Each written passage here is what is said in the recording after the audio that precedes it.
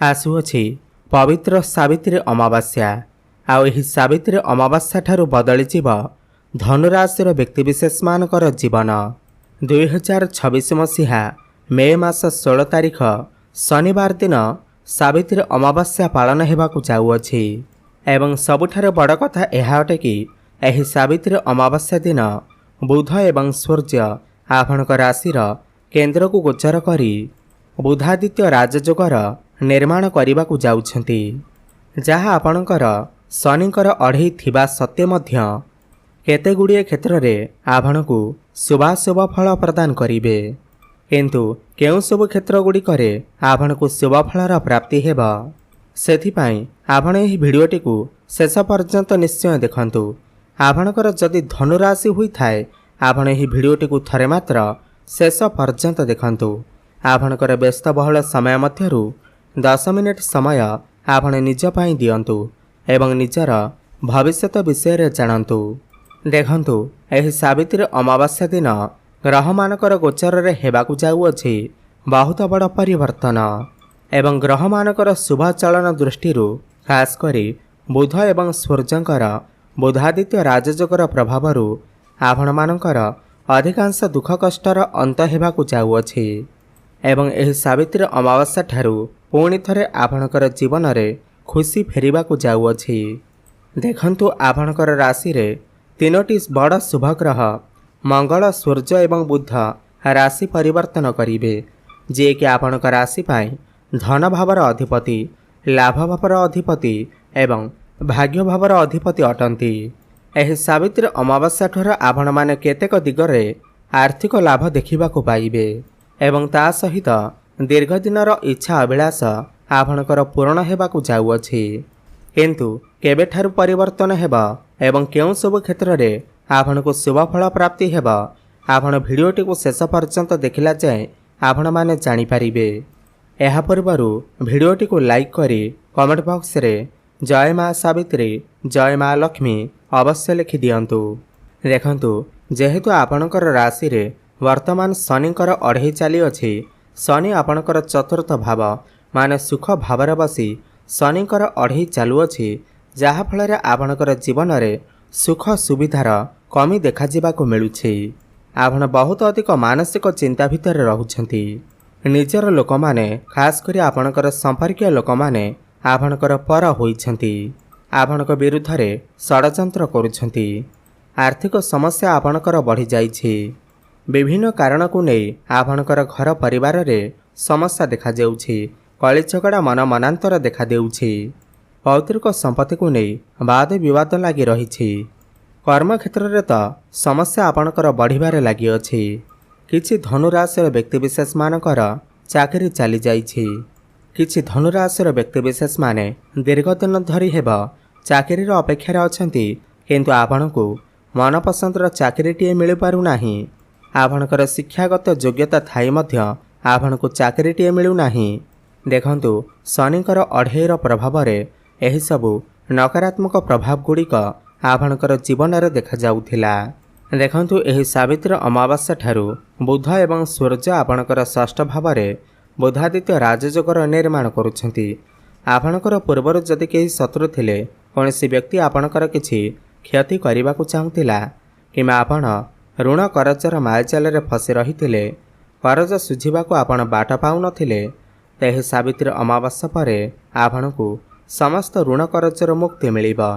समस्त शत्रु मानक ठारो मध्य आपणकु मुक्ति मिलिजिब एवं पूर्वर जदि आपण किछि बड़ रोग रे पीड़ित थिले, स्वास्थ्यगत समस्या आपणकर लागि रहिथिला, त समस्त रोग वैराग्यरु मध्य आपणकु मुक्ति मिलिब एवं आपणकर जदि ऋण बढ़ी जाइछि, करज बढ़ी जाइछि किमा आपण जदि भी किछि लोन नेबाकू चाहुचंती, ताहा आपणकर शिक्षा क्षेत्र पाई हेउ व्यापार वाणिज्य पाई हेउ आपणको बहुत सहजरे लोन मध्य प्राप्त होइजिब एवं सूर्य एवं बुध एठार बसी आपणकर द्वादश भाव को दृष्टि देउछंती।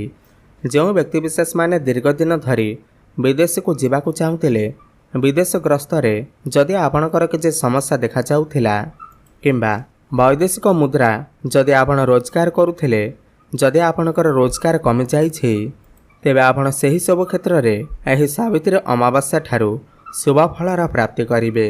विदेश यात्रा मध्य करिपारंती एवं विदेश रही जो माने कौनसी भी चाकरी करुछंती, व्यापार वाणिज्य करुछंती, इनपोर्ट एक्सपोर्टर काम करुछंती, सेमानकु अनेक शुभफलर प्राप्ति हेबा। यह सहित जो व्यक्तिविशेष माने हॉस्पिटल लाइन रे अछंती, मेडिकल फील्ड रे अछंती, सेमानकु अनेक शुभफलर प्राप्ति हेबा। उच्च शिक्षा करिबा पई जदि आपणकर अभिलाष रहिथिला ताहा आपणकर पूरण होइजिबा।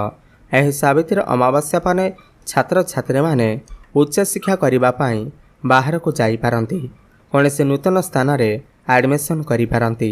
सेमानकर पाठपढ़ार किछि बड़ परिवर्तन अवश्य करिवे, किछि फॉर्म फिलअप करिवे। एवं एही सावित्री अमावास्या परे जदि आपणकर किछि एग्जाम अछि, खास करी कॉम्पिटिटिव एग्जाम अछि, तेबे सेथिरे आपणको निश्चिंत भावरे शुभफलर प्राप्ति हेबा। किंतु बुध एवं सूर्य षष्ठरे थिबारु जदि आपणकर किछि त्वचा संबंधित समस्या रही अछि, चर्म जनित समस्या किछि रही अछि, ते सही समस्या टिके आपणकर बढ़ी पारे। आपणकर आखिरे टिके समस्या देखा देई पारे किमा पेटरे किछि समस्या टिके देखा देई पारे। किंतु सूर्य को षष्ठ भाव में बहुत ही भल माना जाई थाए। तो यही समय रे आपणकर कर्म क्षेत्र रे बहुत बड़ परिवर्तन आसीबा। जो व्यक्तिविशेष माने पूर्वरु प्रमोशन अपेक्षा थिले, चाकरी रे ट्रांसफर करने को चाहूले, तो सेमानकर प्रमोशन होइजिबा, चाकरी रे ट्रांसफर होइजिबा। कोनसे एक भल जगार आपनकु भल चाकरीटीए मध्य मिल पारे। कोनसे एमएनसी कंपनी रु जॉब ऑफर आसी पारे। एवं सबुठार बड़ कथा यह अटे कि जो व्यक्तिविशेष माने दीर्घ दिन धरी नूतन चाकरीर अपेक्षा थिले, सेमानकु एही सावित्री अमावास्या परे नूतन चाकरी अवश्य प्राप्ति हेबा। एही सावित्री अमावास्या परे भाग्य रे आपणकर बड़ परिवर्तन आसीबा। अठिक रहितबा आपणकर समस्त कार्य पुणी थरे चालू हेबाकु लागिबा। आपण जो भी काम हाथ देबे सेथिरे आपणकु शुभफलर प्राप्ति हेबा। बृहस्पति आपणकर केन्द्र रे विराजमान करिथिबारु आपणकर गृह किछि शुभ मांगलिक कार्यर आयोजन होई पारे। पौत्रिक संपत्ति आपणकु किछि लाभ मध्य मिली पारे।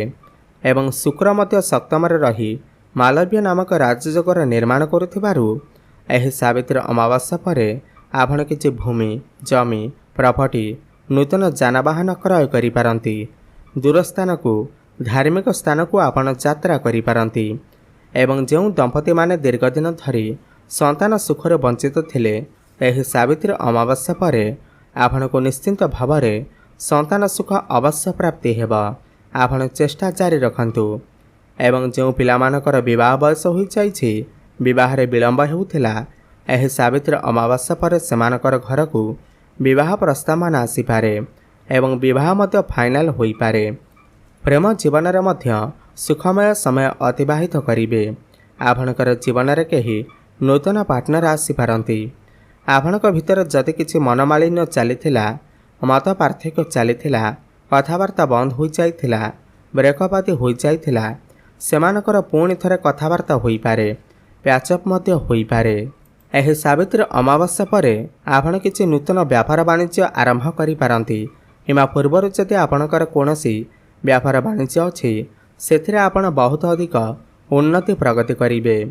आपण किछि पार्टनरशिप रे व्यापार वाणिज्य आरंभ करि पारंती, जहा भविष्य रे आपणकु अनेक गुड़िए लाभ आनी कर देबा। आपणकर दैनिक रोजगार बढ़ी जिबा। पूर्व अपेक्षा आपणकर आय रे वृद्धि देखा मिलिबा। खर्च आपणकर कमी जिबा।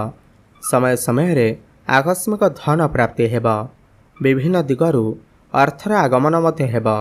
जेहेतु बृहस्पतिंकर दृष्टि आपणकर एकादश भाव उपर रहुअछि, तो दीर्घ दिन धरी आपणकर मनरे जो इच्छा अभिलाष मनस्कामना थिला ताहा पूर्ण हेबाकु चाहुअछि।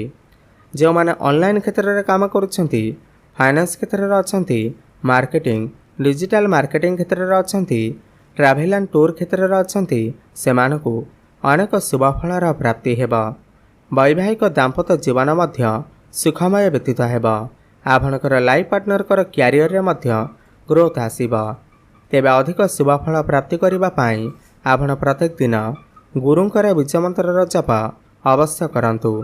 ओम ग्राम ग्रम ग्रम सह गुरवे नमः 108 थर प्रत्येक दिन जप करंतु। प्रत्येक गुरुवार दिन कदली गछ मूलरे हलदी पानी अर्पण करंतु एवं प्रत्येक दिन संध्यारे हनुमान चालीसार पाठ करंतु। शुभफल प्राप्ति हेबा सहित आपणकर भाग्य रे उन्नति आसीब। धन्यवाद।